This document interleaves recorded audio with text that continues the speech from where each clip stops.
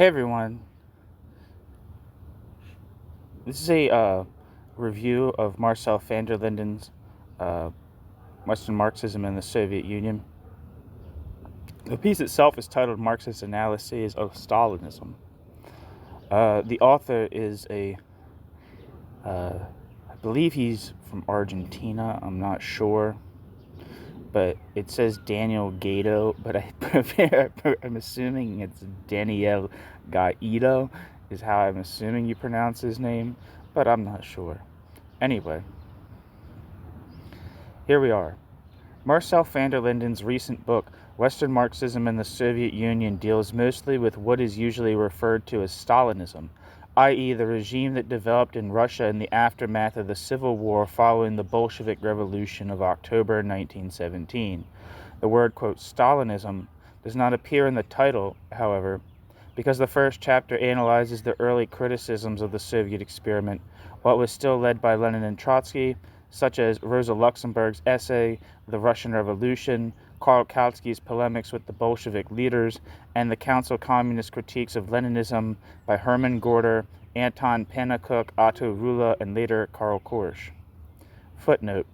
Readers wishing to acquaint themselves with van der Linden's capacity to provide a brief and fair overview of a vast mass of information can consult his article on Council Communism. End footnote. The bulk of the work, however, deals with the nature of the Soviet Union after the consolidation of Stalin's regime, and it is this aspect of van der Linden's book that I feel has not been adequately addressed by David Laibman in his review in this journal. But first, some words about the book itself. Yeah, I believe that Science and Society kind of had a whole journal dedicated to this topic. Or to the topic of van der Linden's book.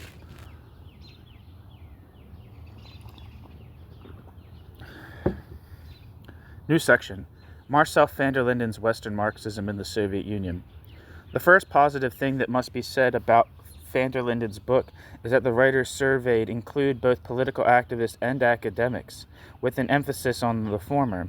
In a review published in EH.net, van der Linden was blamed for not having included economists and historians such as Alec Nova and Donald Filzer, but though I have my own wish list of scholarly works I would like to have seen reviewed, e.g. Lewin, 2005, I think that for a subject as politically charged as the nature and ultimate fate of the Soviet Union, and by extension of the communist parties, it was a wise choice to give priority to ideologists of left-wing political currents that attempted to provide an alternative to Stalinism.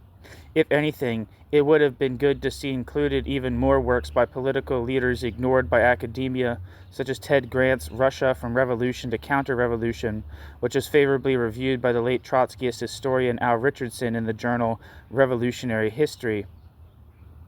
Perhaps more significant is the exclusion of the Menshevik émigrés in the West who were influential in Marxist circles.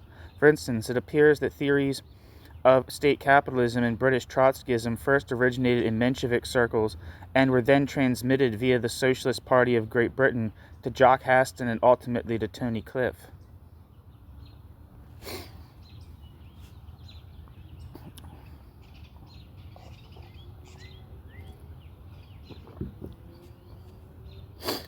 I think the figure of Martov, for instance, which I have pieces by Martov on this channel, were pretty influential in the Socialist Party of Great Britain. Less so figures like, Fyodor Dan and Raphael Abramovich, the other important Menshevik emigres. What are the other ones? Can't think of their names right now. Anyway, inclusiveness, however, came at a price. One piece of information that van der Linden does not provide, but this reviewer would very much have liked to have, is how many of the authors surveyed actually knew Russian and went over the original sources. One of the main rules of Umberto Eco's manual on how to write a degree thesis reads, quote, I must choose a thesis that does not involve knowledge of languages I do not know or I am unwilling to learn, end quote. In this sense, many of the interpretations of the Soviet Union discussed by van der Linden cannot quite measure up to, for instance, Hillel Tichtin's work, based on an actual experience of the Soviet system and the analysis of the Russian sources. van der Linden argues that during the years 1917 to 1929, quote, the Marxist debate, bracket, on the Soviet Union, end bracket, remained locked in the unilinear scheme, end quote, parenthesis, i.e. an inexorable historical sequence of modes of production leading from slavery through feudalism to capitalism and ultimately to socialism, end parenthesis, and that, quote, oppositionist critiques of the developments in the Soviet Union focused mainly on whether the October Revolution had been bourgeois or socialist, or whether a potential proletarian revolution was degenerating into a bourgeois revolution due to various possible factors, parentheses, such as the absence of a West European revolution and political mistakes by the Bolshevik leaders, end parentheses, end quote, van der Linden. Van der Linden includes both Rosa Luxemburg and Karl Kautsky among the representatives of, quote, the traditional Marxist unilinearism, end quote. My joint work with Richard B. Day on the history of the Russian Revolution, which admittedly focuses on an earlier period, does not support the contention that those two writers applied a unilinear schema to the analysis of social change. Far from it.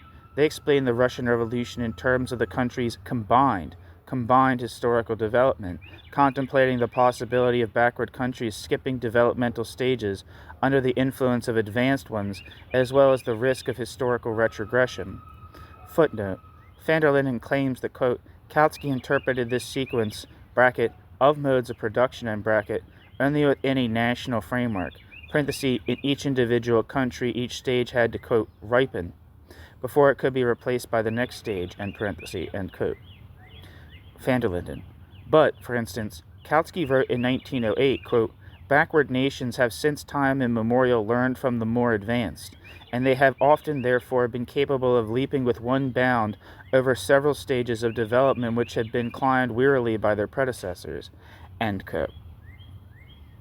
I think that one of the examples of that might be, this is a side note for myself, might be like Meiji Japan.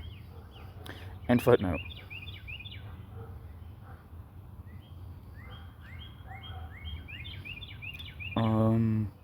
Where am I?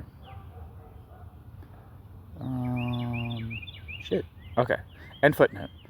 But this is a marginal issue relating to the prehistory of the debates on the Soviet Union. Van der Linden identifies as the most significant years covered in his study, quote, 1938, parenthesis, the debate over Trotsky's The Revolution Betrayed, 1941, the Shachtman-Burnham-Trotsky debate, 1947 to 48, the debate around the European editions of Burnham's Managerial Revolution, 1951 to 53, the Yugoslav controversy, 1958, the debate over Milovan Žilas's The New Class, when many writings on the topic were constantly being published. 1974 to 1980, when many writings on the topic were constantly being published, and 1990, the collapse, end quote, van der Linden. Debates on the nature of Stalinism were influenced by three main factors, quote, the perception of the West, the perception of the Soviet Union, and the interpretation of the Marxist analysis of society, ... Each of these three influences went through several phases. Both Western capitalism and the Soviet Union were, for some time, experienced as unstable, then as stable and dynamic, then again as increasingly unstable, until the breakdown of the USSR, end quote. Van der Linden. Such perceptions, however, were not synchronic. Quote, in the Marxist camp, the period from the October Revolution until about 1952 was dominated by thinking in terms of the, quote, death agony and, quote, collapse of capitalism, end quote. Van der Linden. Footnote. Typical of the interwar period was Trotsky's analysis, particularly his 1938, quote, transitional program for socialist revolution, end quote, actually called the death agony of capitalism and the tasks of the Fourth International, where he argued that, quote, mankind's productive forces stagnate, end quote, and that, quote, nothing short of the overthrow of the bourgeoisie can open a road out, end quote. Trotsky. End footnote.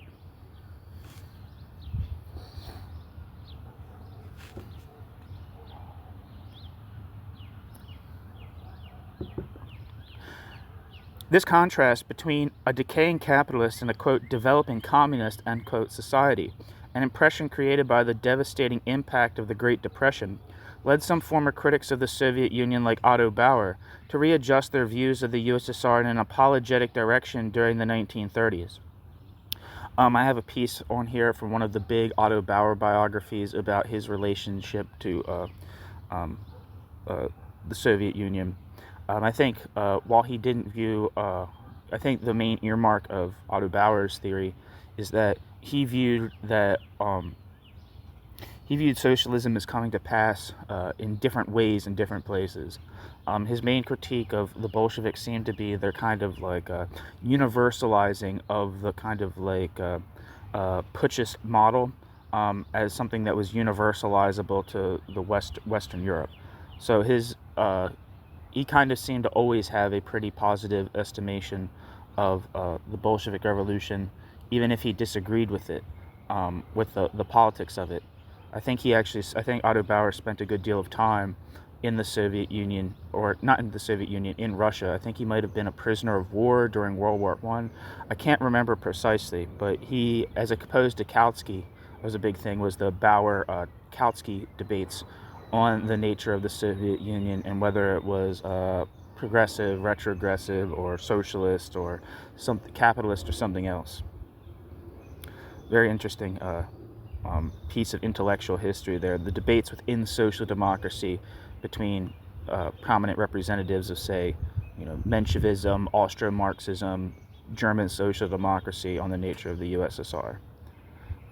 Anyway. Post-World War II economic development in the advanced capitalist world, by contrast, led to contemporary abandonment of the notion of capitalist decay in the 1950s and 1960s. Those themes were resurrected in the 1970s under the impact of a new world economic crisis, but by then the Soviet economy was exhibiting clear signs of stagnation and actually falling behind that of the developed capitalist countries. Van der Linden identifies three, quote, classical Western Marxist theories about the Stalinist regime in the Soviet Union. Trotsky's theory of the USSR as a degenerated worker state, most fully developed in his 1936 book, The Revolution Betrayed, the theory of bureaucratic collectivism put forward by people such as Bruno Rizzi, James Burnham, and Max Shachtman, and the theory of state capitalism, best known in Great Britain after the work of Tony Cliff, the historic leader of the International Socialists, and in the United States after C.L.R. James and Raya Dunayevskaya. To those three main interpretive currents, van der Linden adds a fourth, more heterogeneous group of writers who developed theories of, quote, a new mode of production, end quote, usually including analogies with the Asiatic mode of production, quote, Eastern despotism, end quote, end parenthesis.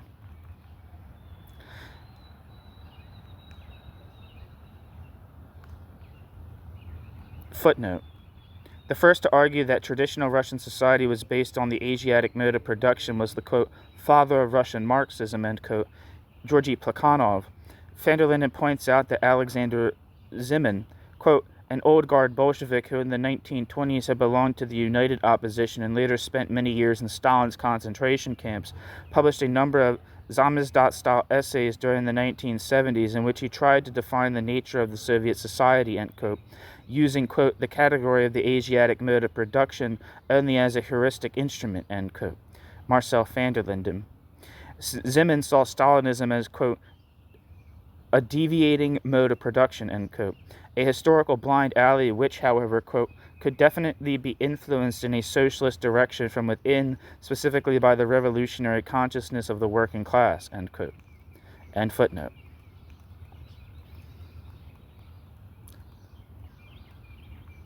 Trotsky's analysis of Stalinism was characterized by a stress on the need to defend the conquest of the October Revolution, such as the nationalization of the means of production, from imperialist aggression. As far back as 1933, Trotsky warned that, quote, the further unhindered development of bureaucratism must lead inevitably to the cessation of economic and cultural growth, to a terrible social crisis, and to the downward plunge of the entire society, end quote. Trotsky, cited in van der Linden. However, Trotsky believed that the bureaucratic stranglehold on Soviet society was a, quote, temporary degeneration, end quote, which would not survive a Second World War. Van der Linden argues that, quote, the unforeseeable stability of the Soviet Union and structural assimilation of the buffer states, in Eastern Europe, forced a difficult choice on the supporters of the theory of the degenerated worker state. Either they had to revise Trotsky's standpoint, or they continued to uphold it, while abandoning the temporal factor, end quote. Van der Linden. Trotsky's best-known Western disciple, the Belgian Ernest Mandel, revised his analysis of Stalinism, arguing that, quote, the planned Soviet economy was superior to capitalist economy, end quote, and that, quote, the Soviet Union would, due to collectively owned means of production, central planning, and the state monopoly of foreign trade, be able to develop to ever higher economic levels, end quote.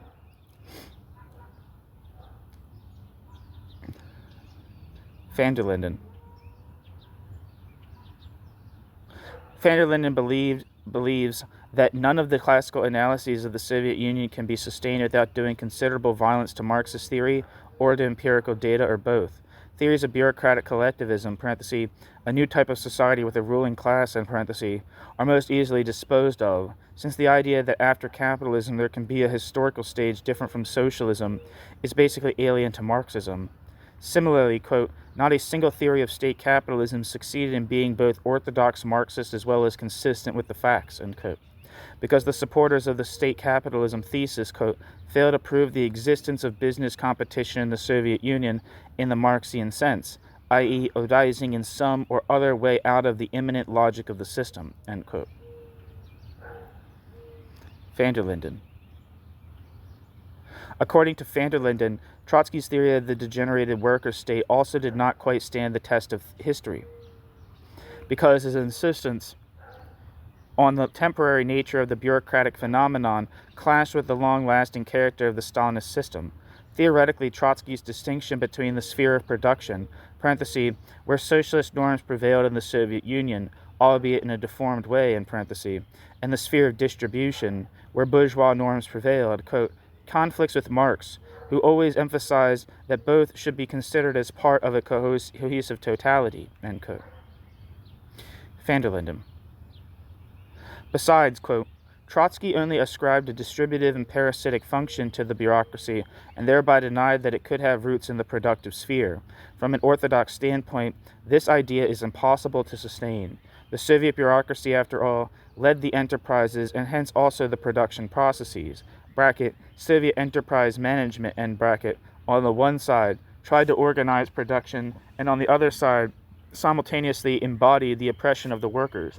Clearly, the corollary must be that at least an important part of the Soviet bureaucracy was not exclusively parasitic, but also performed productive labor in the Marxian sense, end quote.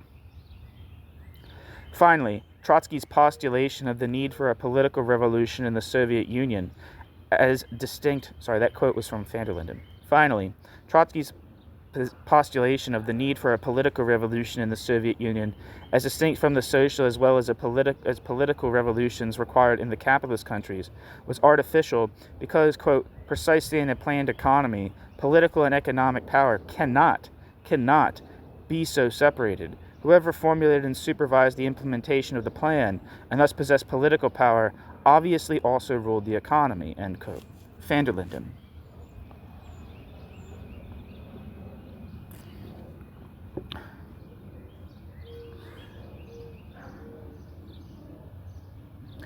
Towards the end of the book, Van der Linden lists a series of recurrent themes in the analysis of Stalinism, such as the view of the Soviet regime as a modernization dictatorship, the notion that the Soviet Union represented something intrinsically different from, quote, the West, the view of Soviet society as a, quote, bastard formation, a, quote, illegitimate phenomenon, a cul-de-sac along the high road of human history, the perception of Bolshevism and or Stalinism as historically limited, temporary phenomena, the notion that Stalinism and fascism or National Socialism were two variants of the same society, parenthesis, theories of totalitarianism, end parenthesis, and the idea that the dynamic of the Soviet Union was shaped by its competition with the West. New section. David Lehman's review of Western Marxism in the Soviet Union. In his review of Van der Linden's book, David Lehman bemoans, quote, the exclusion of the major alternative pole in the Soviet Union debate, end quote, and the concentration on writers who adopted a stance of, quote, political opposition to the Soviet Union and to the Communist parties allied with it, end quote. David Lehman believes that Soviet workers were not, quote, oppressed as a class, end quote, and that, quote, the Soviet Union was socialist in a highly historical and developmental sense of that word, end quote, because, quote, the Soviet bureaucracy, was constituted almost entirely from the ranks of workers and working intelligentsia, ... even as late as the 1970s and 1980s, end quote. And therefore, quote, the basis of ruling class internal identification, separation and cohesion in a social upper class bracket was, end bracket, absent in the Soviet Union, end quote. David Linden attributes the, quote, belief in the class oppressiveness of the Soviet Union, end quote, to, quote, the absence of contested elections, end quote, and the single-party system. Though David Linden does concede that, quote, repressive ... control over political, cultural, and intellectual life in the Soviet Union is indeed a matter of historical record, end quote, Linden, and that there was a, quote, authoritarian deformation of Soviet socialism, end quote, Linden argues that the phenomena cannot be attributed, quote, to the evils of Lenin and the Bolsheviks, end quote, or to those of, quote, Stalin and the Communist Party Soviet Union, end quote.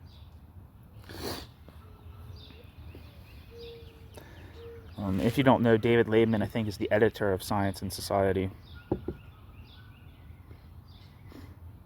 David Linden makes one important point, namely that, quote, the anti-Soviet ticket of entry to the membership in the, quote, respectable left may have been a form of ideological capitalist class domination within our ranks, end quote. Jesus Christ, end quote, David Linden. That was indeed the case of an entire generation of Marxist intellectuals in the United States, analyzed by Alan Wald in his book, The New York Intellectuals, who began by criticizing Stalinism from a Marxist point of view and then used Trotsky's analysis of the Soviet Union to distance themselves from communism altogether, capital C communism altogether. That's precisely what the Trotskyist movement did, was to separate themselves from capital C communism altogether. Their communism, capital C communism refers very specifically to a specific historical, a specific political historical movement. Lowercase c communism would be is not something that Trotskyists themselves distance themselves from, but they definitely distance themselves from capital C communism for sure. Obviously, people who distance themselves from lower C communism and capital C communism would be a different story, and that's what's being talked about here. None other than the recently deceased Irving Kristol, the, quote, godfather of neoconservatism, was a Trotskyist in the 1930s, as well as argued, quote, divorced from the context of a general anti-capitalist and anti-imperialist outlook, anti-Stalinism can lead one to oppose something as basic as struggles by workers for higher wages if those struggles happen to be led by communist-influenced unions, ... The logic of pure and simple anti-Stalinism is to move its adherents towards an anti-communism that views the imperialist practices of the United States as a lesser evil in a world conflict of two, quote, camps, end quote. Wald. By the time of a resurgence of social and political struggle occurred in the 1960s, many of the former Trotskyist intellectuals had become hardened apologists for American imperialism, and for that reason, quote, it became popular in the 1960s for those in the New Left to vilify the former radical New York intellectuals as sellouts, opportunists, and phonies, end quote. Footnote. Wald himself adds to the confusion, however, when he argues that his book describes the switch of former Trotskyist intellectuals, quote, from Marxist anti-communism, anti-capital C communism, parenthesis, authentic anti-Stalinism, in parenthesis, to liberal anti-communism, parenthesis, bogus anti-Stalinism, end parenthesis, end quote. Wald. Trotsky would have felt insulted had he been called a, quote, Marxist anti-communist, end quote. Again, that is not true.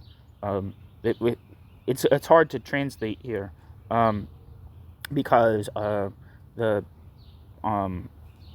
using capital C communist. But that is absolutely true of Trotsky.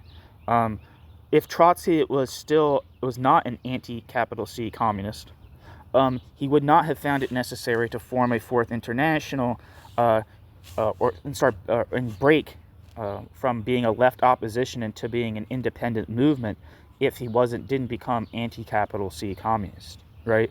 I think you could say that of Trotsky prior to 1933, when he viewed the left opposition as an opposition within the communist movement, seeking readmittance to both the national parties, the Comintern, and the Communist Party of the Soviet Union.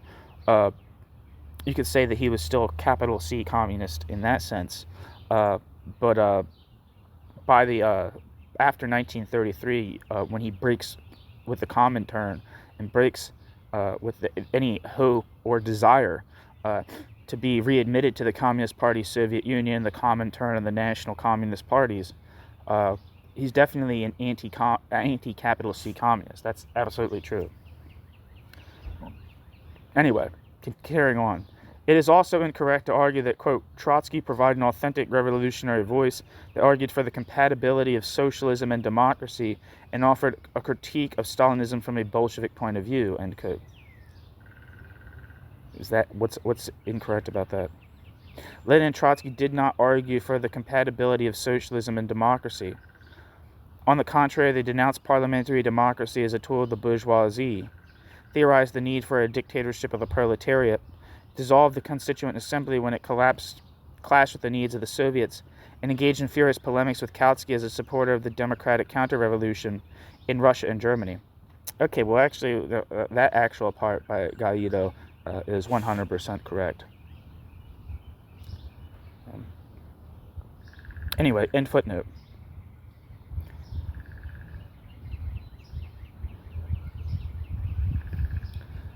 But though those and similar instances of throwing out the communist baby together with the Stalinist bathwater may have given a bad name to Trotskyism in certain quarters, I would suggest that a more critical stance than Liebman's is nevertheless required in order to understand the collapse of the Soviet Union. That includes paying proper attention to anarchist and council communist critiques of Lenin and Trotsky's policies, parenthesis, e.g. Avrich, Daniels, and parenthesis, to Trotsky's analysis of Soviet thermidor and Bonapartism, Trotsky, 1935-1937. I have lots of articles, if you're curious, on this channel by Trotsky about Soviet Bonapartism. Any examination should address the fact that Stalin ordered the physical liquidation of the Bolshevik Old Guard during the purges.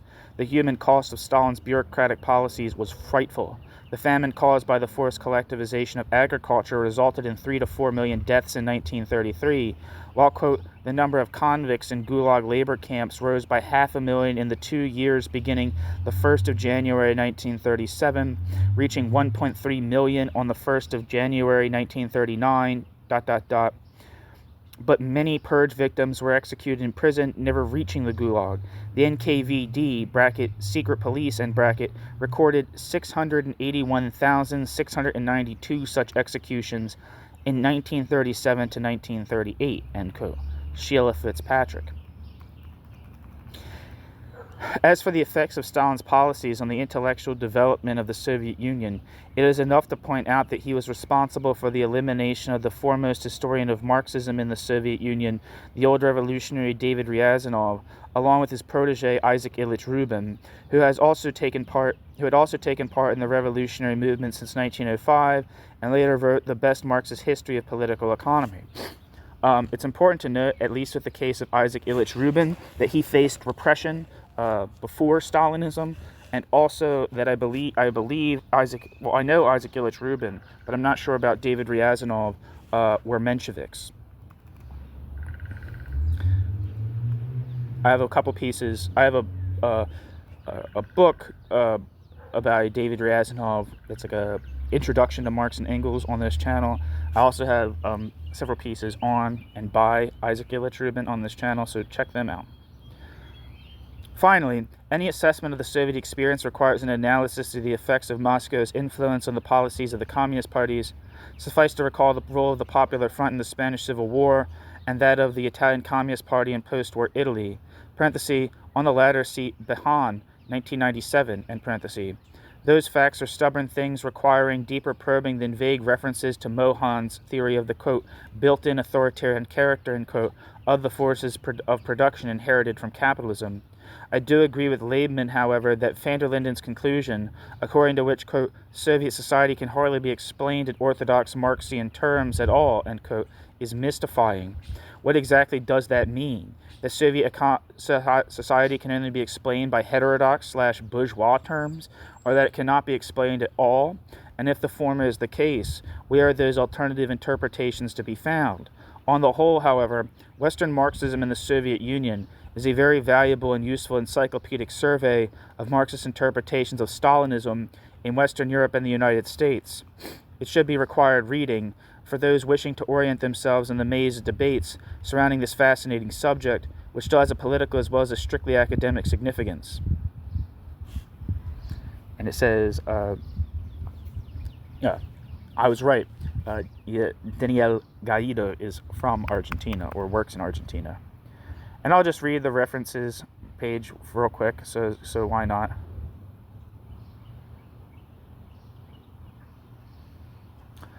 Paul Avrich, the Russian anarchist, Kronstadt, and the book published in 1967. Paul Avrich, Kronstadt, 1921, published in 1970.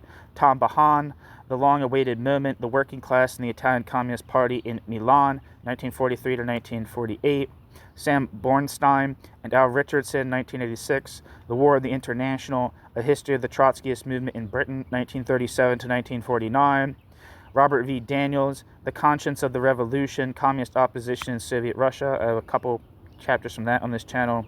Richard B. Day, 1973, Leon Trotsky and the Politics of Economic Isolation.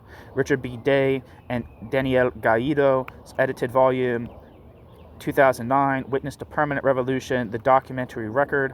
Umberto Eco, 2001. That's his book on thesis writing, which I'm actually kind of thinking about reading because I started reading it at one point, but I haven't. But I might get step back to that, just for my own purposes.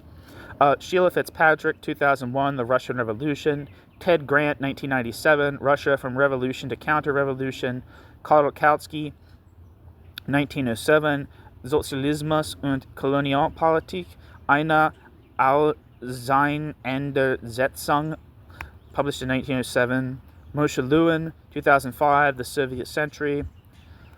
Roy Medvedev, 1971, Let History Judge the Origins and Consequences of Stalinism.